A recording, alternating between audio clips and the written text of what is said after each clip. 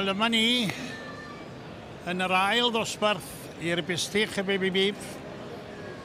Ac mae Tudur Edwards wedi cael golwg arnyn nhw. Ac nawr mae'n dod â nhw nes at law.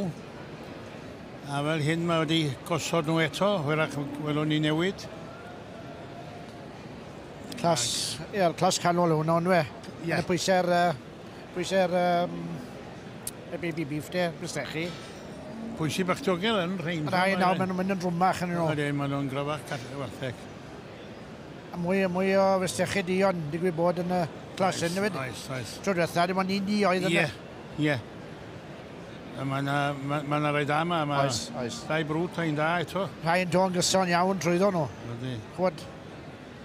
Wel, mi allu'r Tudur fod yn apus mae wedi cael safon da iawn o'r lan. Ydy. A mae'n ei werth y byd, chwod. Os ydych chi'n gabeiriad o'r safon, ydych chi eisiau gwertheg o safon, ydych chi? Mae'n atha gwir. Bustych wedi werco yn bert. Ydy, chan. A fel short horn. Ydy, fa fe.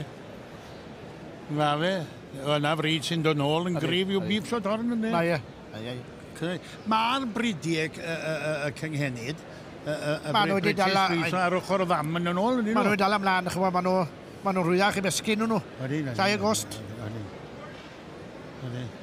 Bustych da iawn, mae'n nawr un coch.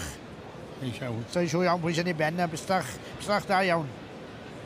Mae hwnna'n sydan tu ôl yna. Top o'n gywir. Aros yna.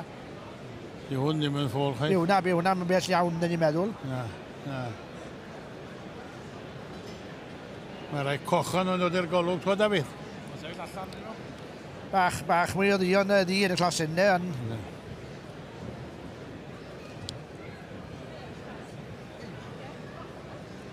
Ydy'r lled yna, chybod, just tu ôl i'r ysgwydd hwnna, ydy hwnna'n le anodd iawn i gadw lan pan ddwch chi besgu gwertheg?